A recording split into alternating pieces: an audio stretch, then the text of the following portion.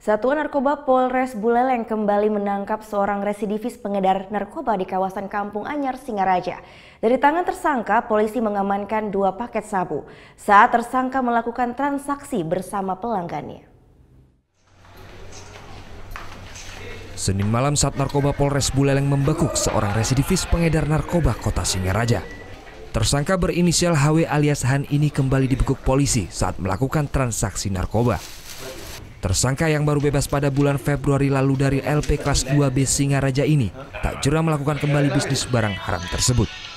Dalam penangkapan ini tersangka membawa 2 paket sabu masing-masing dengan berat 0,11 gram dan 0,14 gram. Setelah dilakukan penggeledahan di rumah tersangka, polisi mengamankan sabu siap edar yang sudah dikemas. Memang benar ada transaksi, di buktinya orang yang melapor itu melaporkan bahwasanya tersangka ini yang berinisial Hans memang seorang pengedar.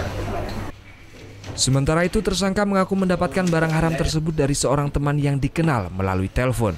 Transaksi dilakukan dengan cara menempel narkoba di sebuah tembok di Jalan Patimura, Singaraja.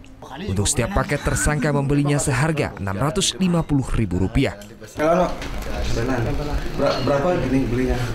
600.000 Per berapa gram?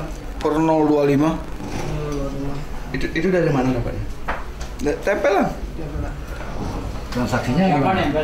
Transaksinya di mana? Di mana nemuin barang di situ tempel uang. Tersangka terancam hukuman 12 tahun penjara akibat penyalahgunaan narkotika. Hingga saat ini, Polres Buleleng telah menangani kasus narkoba sebanyak 21 kasus dengan 24 orang tersangka. Putu Wijana melaporkan untuk NET.